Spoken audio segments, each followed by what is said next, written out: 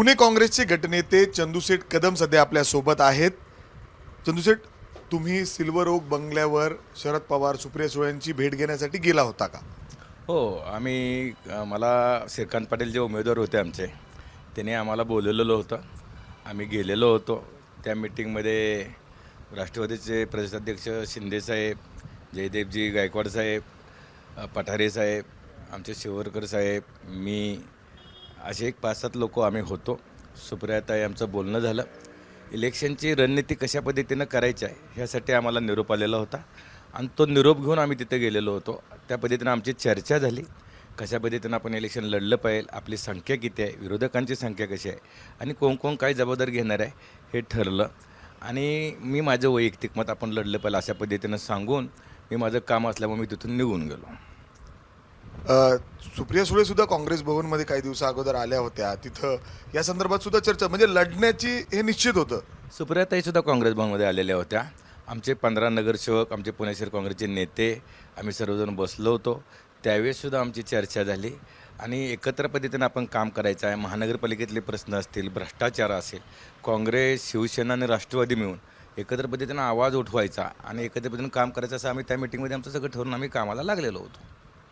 म्हणजे स्ट्रॅटेजी ठरत होती की कशा पद्धतीने ही जागा आपल्याला जिंकायची आहे, लढायची आहे.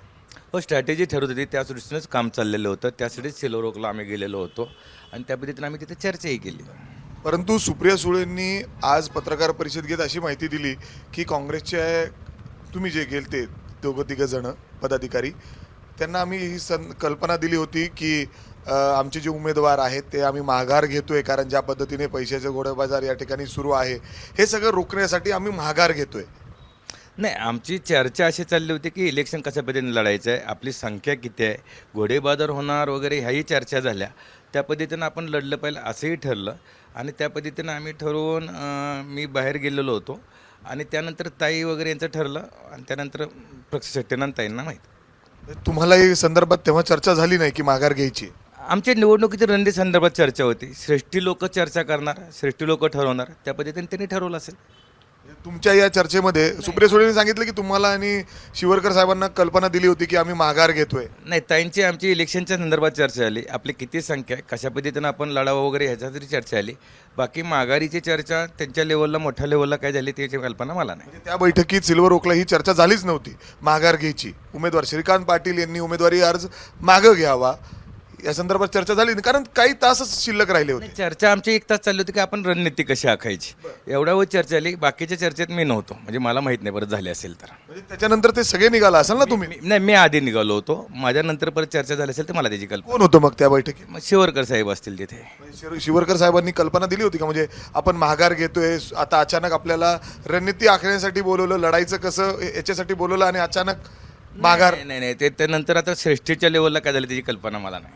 नाही, म्हणजे माघारची चर्चाच झाली नाही तेव्हा? त्यावेळेस आम्ही लढाई कशी करायची या संदर्भात चर्चा झालेली होती. माघारची चर्चा संदर्भात त्यावेळेस चर्चा झालेली नाही.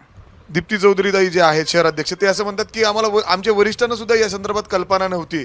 राष्ट्रवादी काँग्रेस शरद पवार गटाने सांगितलंच नाही काँग्रेसला की आपला उमेदवार जो महाविकास आघाडीचा उमेदवार आहे श्रीकांत पाटील तो माघार घेत आहेत. ताई, प्रदेशाध्यक्ष, आमचे शहराध्यक्ष यांची चर्चा झाली की नाही याची कल्पना मला नाही. पण आम्ही त्यावेळेस रणनीती जे ठरली होती, आम्हाला बोलवलेलं असं होतं की आपण कशा पद्धतीने इलेक्शन लढायचं आहे, त्या दृष्टीनं आम्ही चर्चा करायला गेलेलो होतो. शिवसेनेकडून कोण होतं? नव्हतं माझ्या मते, माझ्या माहितीप्रमाणे नव्हतं. शिवसेने उद्धव ठाकरेकडून कोणीच नव्हतं? माझ्या माहितीप्रमाणे नव्हतं. मग माझ्या आधी मागून येऊन भेटले असतील तर मला त्याची कल्पना नाही. तुम्ही सुद्धा तिथं होतात किंवा तुम्ही आता पदावर सुद्धा आहात, योग्य वाटलं तुम्हाला अशा पद्धतीने थेट माघार घेणं? कल्पना ही नव्हती असं सगळ्यांचा आरोप होतो इथं. नाही, आमच्या सर्वांची इच्छाच होती की या जातीवादी शक्तींना रोखलं पाहिजे, भ्रष्टाचार जो चालला आहे त्याला रोखलं पाहिजे. त्यानिमित्तानं ही लढाई होणं असं सगळ्यांची इच्छा होती. पण आता त्यांच्या काय लेवलला चर्चा आल्या ह्या त्यांना माहीत असतील. श्रेष्ठी लेवल तुमच्या वरिष्ठांना सुद्धा कल्पना नव्हती असं दीप्तीताई म्हणतात, कारण त्यांचं आणि बंटी पाटील साहेबांचं बोलणं झालं होतं. नाही, आता वरिष्ठ लोक, दीप्तीताई, प्रदेशाध्यक्ष, आमचे शहराध्यक्ष हे बसून आम्ही सगळे ठरवू या चर्चेवर काय करायचं. ते म्हणतात कुठंतरी महाविकास आघाडीमध्ये बिघाडी सांगत नाहीत, राष्ट्रवादी काँग्रेसकडून सांगितलं जात नाहीत काय पुढचं ॲक्शन घ्यायचंय, पाऊल काय करायचंय, थेट ते डिसिजन घेऊन मोकळे होत. नाही, महाविकासाकडे बिघाडी वगैरे असे काही नाही. आम्ही एकत्रच काम करणार आहोत. लोकांचे प्रश्न, जनतेचे प्रश्न घेऊन आम्ही तिन्ही पक्ष एकत्र लढण्याच्या दृष्टीनं काम करू आणि त्याचा निर्णय आम्ही श्रेष्ठी लेव आमचे सगळे घेतील. पण हे चुकीचं झालं असं वाटत नाही? आता काय त्या पद्धतीनं झालं मला त्याची कल्पना नसल्यामुळे मी हे सांगू शकत नाही. अर्थात जर आपण बघितलं तर चंदूशेठ कदम जे आहेत ते बैठकीला त्या ठिकाणी होते. बोलवण्यात आलं की पुढची स्ट्रॅटेजी कशी आखायची, कशा पद्धतीने निवडणुकीला सामोरं जायचं आहे. मात्र 12:30-1ला ही बैठक संपली असेल, 2ला, आणि 3पर्यंत त्यांनी थेट श्रीकांत पाटील यांनी माघार घेतलेली होती. माघार का घेतली याची कल्पनासुद्धा दिलेली नव्हती असे काँग्रेसचे पुण्यातील सगळ्या पदाधिकाऱ्यांचा आरोप होताना दिसतोय. वरिष्ठांनी काय हा निर्णय घेतला आम्हाला माहीत नाही. मात्र या संदर्भात पुण्यातील जे काँग्रेसचे नेते आहेत त्यांनी थेट वरिष्ठांकडे तक्रार केलेली आहे. कुठंतरी महाविकास आघाडीमध्ये नाराजगीचा एक सूर दिसतोय, परंतु अजूनसुद्धा ते एकत्र आहेत, एकत्र लढण्याची तयारी पुढं आहे. मात्र अशा पद्धतीने माघार घेतल्यानंतर एकच राष्ट्रवादी काँग्रेस शरद पवार गटावर आरोप प्रत्यारोप होताना दिसत आहेत. कॅमेरामॅन अमोल गवाळेसह मी मिकी घेई, ABP माझा.